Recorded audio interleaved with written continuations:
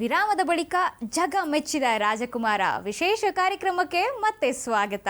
Doctor Rajkumar ಅವರ cinema ಅಂದರೆ ಅತ್ಯುತ್ತಮ ಮನೋರಂಜನೆ, ಅದ್ಭುತ ನವರಸ ನಟನೆ ಸಿಗೋದು ಗ್ಯಾರಂಟಿ. ಅಂದಮೇಲೆ ಅವರು ದ್ವಿಪಾತ್ರದಲ್ಲಿ ಹಾಗೂ ತ್ರಿಪಾತ್ರದಲ್ಲಿ ನಟಿಸಿದ್ರಂತೂ ಆ ಮನೋರಂಜನೆ ಟ್ರಿಪಲ್ ಅಥವಾ ಡಬಲ್ ಆಗೋದು ಗ್ಯಾರಂಟಿ. ಅಂತಹ ದ್ವಿಪಾತ್ರ ಅಭಿನಯದಲ್ಲಿ ರಾಜ್ಕುಮಾರ್ ಅವರು ಹಲವಾರು ಸಿನಿಮಾಗಳಲ್ಲಿ ನಟಿಸಿ ಸೈ ಅನಿಸಿಕೊಂಡವರು. ಅದರಲ್ಲೂ ಡಾಕ್ಟರ್ ರಾಜ್ಕುಮಾರ್ ಅವರು ದ್ವಿಪಾತ್ರದಲ್ಲಿ ನಟಿಸಿದಂಥ ದಾರಿ ತಪ್ಪಿದ ಮಗ ಸಿನಿಮಾವಂತೂ ಹಲವಾರು ವಿಷಯಗಳಿಗೆ ಚರಿತ್ರಾರ್ಹ ಸಿನಿಮಾವಾಗಿತ್ತು. ಅಣ್ಣವರ ಜನಪ್ರಿಯತೆಯ ಉತ್ತುಂಗ ಯಾವ ಮಟ್ಟದಲ್ಲಿತ್ತು ಅಂದರೆ, ದಾರಿ ತಪ್ಪಿದ ಮಗ ಸಿನಿಮಾ ಬಿಡುಗಡೆಯಾದಾಗ ಜನಜಂಗುಳಿಯಲ್ಲಿ ಕಾಲ್ತುಳಿತಕ್ಕೆ 2 ವೀಕ್ಷಕರು ಪ್ರಾಣವನ್ನು ಕಳೆದುಕೊಳ್ತಾರೆ. ಆ ನಂತರ ಅವರ ಮುಂದಿನ ಸಿನಿಮಾಕ್ಕೆ ಈ ಜನಜಂಗುಳಿಯನ್ನು ತಪ್ಪಿಸಬೇಕು ಅಂಥೇಳಿ ರೇಸ್ ಕೋರ್ಸ್ನಲ್ಲಿ ಟಿಕೆಟ್ ವಿತರಣೆ ಮಾಡಲಾಗುತ್ತೆ. ಜೊತೆಗೆ ಮಹಿಳೆಯರಿಗೆ ಸಪ್ರೇಟ್ ಕ್ಯೂ ಆರಂಭ ಮಾಡಲಾಗಿತ್ತು. ಇದೆಲ್ಲವೂ ಇತಿಹಾಸವೇ. ಇನ್ನು ಈ ಸಿನಿಮಾದಲ್ಲಿ ಪ್ರೊಫೆಸರ್ ಮತ್ತು ಕಳ್ಳನ ಪಾತ್ರದಲ್ಲಿ ಅಭಿನಯಿಸಿದರು ಡಾಕ್ಟರ್ ರಾಜ್. ಹಾಗೆ ಅವರ ಕಳ್ಳನ ಪಾತ್ರಕ್ಕೆ ಹಲವಾರು ಮಹಿಳಾ ಪ್ರೇಕ್ಷಕರಿಂದ ಆಕ್ಷೇಪಣೆ ಬಂದಿದ್ದ ಕಾರಣಕ್ಕೆ ಅಣ್ಣವರು ಅಂಥ ಪಾತ್ರಗಳನ್ನು ಮಾಡೋದನ್ನೇ ನಿಲ್ಲಿಸ್ಬಿಟ್ಟಿದ್ರು.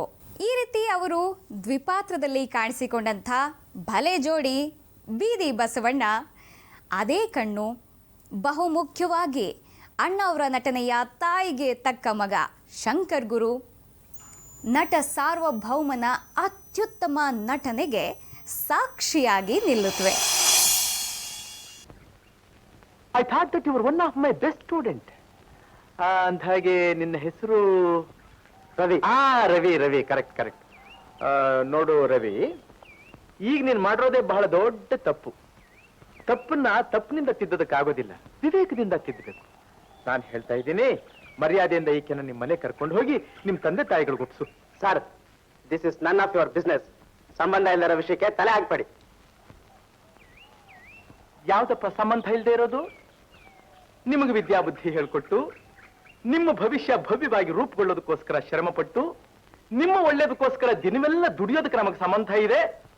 ಅದೇ ನೀವು ಅಸಭ್ಯತನದಿಂದ ಅನ್ಯಾಯ ಮಾಡಲಿ, ಅತ್ಯಾಚಾರ ಮಾಡಲಿ, ಅನೀತಿಯಿಂದ ನಿಮ್ಮ ತಂದೆ ತಾಯಿಗಳಿಗೆ, ವಂಶಕ್ಕೆ, ಓದಿದ ವಿದ್ಯಾಸಂಸ್ಥೆಗೆ ಅಪಕೀರ್ತಿ ತರ್ತಾ ಇದ್ರೆ ಅದು ತಪ್ಪು ಅಂತ ಖಂಡಿಸಿ ಬುದ್ಧಿವಾದ ಹೇಳೋದಕ್ಕೆ ನಮಗೆ ಸಂಬಂಧ ಇಲ್ಲ ಅಲ್ವೇ?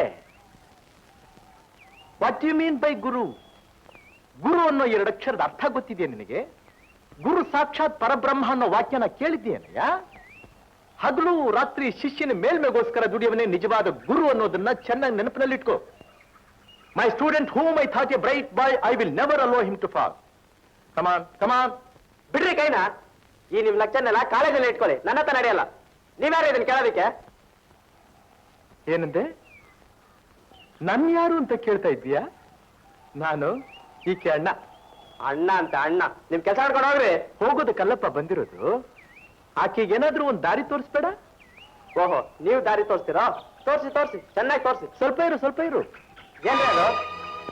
ತೆಗೆದ್ ಬಿಟ್ಟ ಅಂದ್ರೆ 32 ಅಡಿ ಹೋಗ್ರ ಹೋಗ್ಬೇಕು ನೋಡು. ತೆಗಿ ಕೈನ. ತೆಗೆದಿಲ್ಲ ಏನ್ರಿ ಮಾಡ್ತೀರಿ? ತೆಗಿ ಕೈನ. ತೆಗೆದಿಲ್ಲ ರೀ. ತೆಗಿಯೋದಿಲ್ಲ? ತೆಗೆಯಲ್ಲ.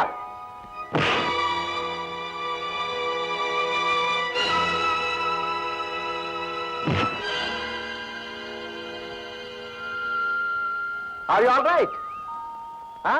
ಪರವಾಗಿಲ್ಲ, ನಿನ್ನ ಪ್ರೊಫೆಸರು ಸುಮಾರಾಗಿದ್ದಾರಲ್ಲ? ಏನ್ ಬರೀ ತುಪ್ಪನ್ನ ತಿಂದು ಬೆಳೆದಿರೋ ಭೂಸಮ್ಮಯ್ಯ ಅಂತ ತಿಳ್ಕೊಂಡ್ಬಿಟ್ಟಿಯಪ್ಪ ಇದನ್ನ?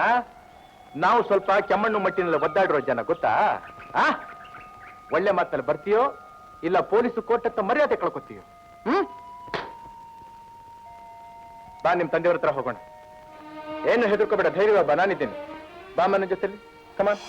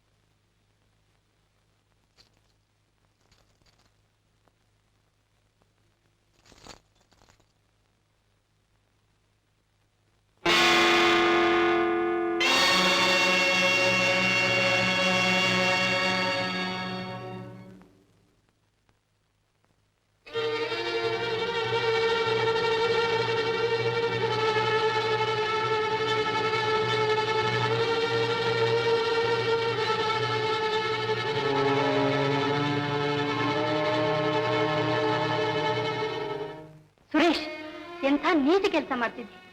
ನಾನು ಬೆಳೆಸಿದ ಮಗನೇನು ನೀನು. ನನ್ನ ಸರ್ವಸ್ವನು ತ್ಯಾಗ ಮಾಡಿ ನೀನು ಓದಿಸಿದ್ದಕ್ಕೆ ನೀನ್ ನನ್ ಕೊಡೋ ಪ್ರತಿಫಲ ಕಳ್ಳನ್ ತಾಯಿ ಅನ್ನೋ ಬಿರುದು. ಛೆ, ನಿನ್ನ ಮಗನಾಗ ಹಡಿಯೋದಕ್ಕಿಂತ ನಾನು ಬಂಜೆ ಆಗಿದ್ರು ಎಷ್ಟೋ ಚೆನ್ನಾಗಿರ್ತಿತ್ತು. ನಿನಗೆ ನಿಜವಾಗ್ಲೂ ನನ್ನ ಮೇಲೆ ಪ್ರೀತಿ ಇದ್ರೆ ಆ ಹಣನ ಅಲ್ಲೇ ಇಟ್ಬಿಡು. ಇರಲಿ.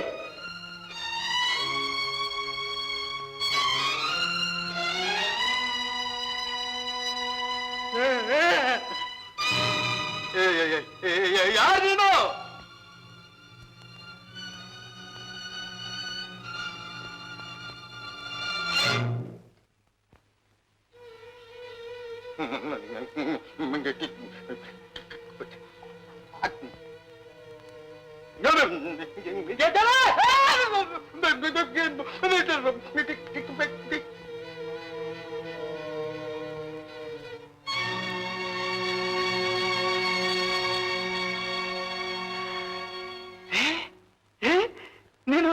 ನೀನು ನನ್ನ ಹಾಗೆ ಇದೆಯಲ್ಲ.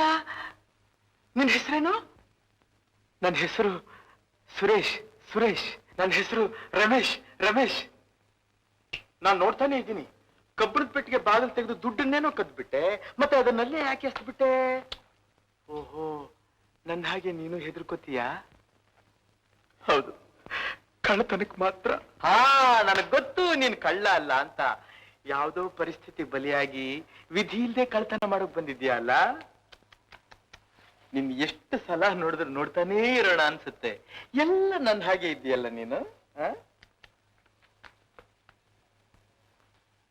ಹೈಟು ಕೂಡ. ಹೌದು, ನಿನ್ಗೆಷ್ಟು ಹಣ ಬೇಕು? ನಿನ್ಗೇನ್ ಅಂಥ ಪರಿಸ್ಥಿತಿ ಬಂದಿರೋದು? ಯಾವುದು ನುಮುಚ್ಚುಮರೆ ಇಲ್ಲದೆ ನನ್ನ ಹತ್ರ ಹೇಳು. ನಮ್ ತಾಯಿ ಹೊಟ್ಟೆಲ್ ಅಲ್ಸರ್ ಆಗಿದೆ. ನಾಳೆ 10 ಗಂಟೆಗೆ ಆಪರೇಷನ್ ಮಾಡದೆ ಹೋದ್ರೆ ಬದುಕೋದು ಕಷ್ಟ. ಆಪರೇಷನ್ ಎಲ್ಲ ಸೇರಿ 3,000 ರೂಪಾಯಿ ಆಗುತ್ತೆ ಅಂತ ಡಾಕ್ಟರ್ ಹೇಳಿದ್ರು. ನಾನು ಹಣಕ್ಕೋಸ್ಕರ ತುಂಬಾ ಪ್ರಯತ್ನ ಪಟ್ಟೆ. ಆದ್ರಿಂದ ಏನು ಪ್ರಯೋಜನ ಆಗ್ಲಿಲ್ಲ. ಕಡೆಗೆ ತಾಯಿನ ಬದುಕಿಸ್ಕೊಳ್ಳೋದಕ್ಕೆ ಇದನ್ನು ಬಿಟ್ಟರೆ ಬೇರೆ ದಾರಿನೇ ಕಾಣ್ಲಿಲ್ಲ. ನಾನು ಧೈರ್ಯ ಮಾಡಿ ಕೆಲಸ ಕೈ ಹಾಕಿದೆ. ಈಗ ನನ್ನ ಮನಸ್ಸು ಹೇಳ್ತಾ ಇದೆ, ನಾನು ಎಂಥ ನೀಚ ಕೆಲಸ ಮಾಡ್ತಾ ಇದ್ದೆ ಅಂತ. ನಾಳೆ ಇದು ಹೊರಗಡೆ ಗೊತ್ತಾಗಿ ಇದರಿಂದ ನಮಗಾಗೋ ಮಾನಹಾನಿಗಿಂತ ನಾವ್ ಯಾತಕ್ಕೆ ಬದುಕಿರಬೇಕು? ಪ್ರಾಣ ಬಿಟ್ಬಿಡೋದು ಒಳ್ಳೇದು. ಕಳ್ಳತನ ಮಾತ್ರ ಮಾಡಬಾರ್ದು. ದಯವಿಟ್ಟು ನನ್ನ ಕ್ಷಮಿಸ್ಬೇಡಿ. ಇನ್ಮೇಲೆ ನನ್ನ ಜೀವಿತದಲ್ಲಿ ಇಂಥ ಕೆಲಸ ನಾನು ಮಾಡೋದಿಲ್ಲ. ಹೋಗ್ಲಿ ಬಿಡು, ನೀನ್ ಅಳಬೇಡ. ನೀನ್ ಹತ್ರ ನನಗೂ ಅಳು ಬಂದ್ಬಿಡುತ್ತೆ. ಸ್ವಲ್ಪ ಇರು.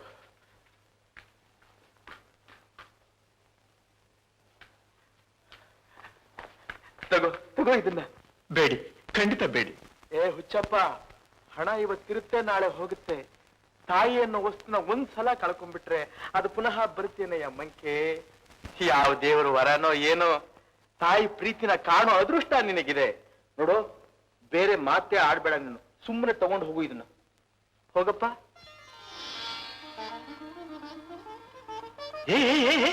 ಏನಿದೆಲ್ಲ? ತಪ್ಪು ನೋಡು. ಮತ್ತೆ ನಿನ್ನ ನನ್ನ ಕಾಲು ಬೀಳ್ತಾ ಇದೆಯಲ್ಲ. ನಮ್ಮ ತಾಯಿನ ಬದುಕಿಸ್ಕೊಳಕ್ ಸಹಾಯ ಮಾಡಿದ ಪುಣ್ಯಾತ್ಮ, ನಮ್ಮ ಭಾಗದ ದೇವರು. ನೀವು ಮಾಡಿರೋ ಉಪಕಾರನ ಈ ಜನ್ಮದಲ್ಲಿ ಮರೆಯೋದಿಲ್ಲ ನಾವು. ಆದಷ್ಟು ಬೇಗ ಈ ಸಾಲ ತೀರಿಸ್ಬಿಡ್ತೀನಿ ನೋಡು. ತೀರಿಸ್ಬಿಡ್ತೀನಿ ಅಂತ ಹೇಳಿದ್ರೆ ನನಗೆ ಮಹಾ ಕೋಪ ಬಂದ್ಬಿಡುತ್ತೆ. ಮೊದಲು ಹೋಗಿ ನಿಮ್ ತಾಯಿನ ಗಮನಿಸು. ಹೋಗಪ್ಪ, ಹೋಗು.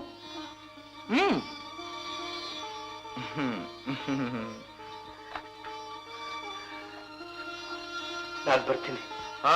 ಮತ್ತೆ ಬಂದು ನಿಮ್ ತಾಯಿ ಆರೋಗ್ಯನ ನನಗೆ ತಿಳಿಸ್ಬೇಕು. ನೀನ್ ಬರೋದನ್ನೇ ಎದುರು ನೋಡ್ತಿರ್ತೀನಿ. ಖಂಡಿತ ಬಂದು ತಿಳಿಸ್ತೀನಿ.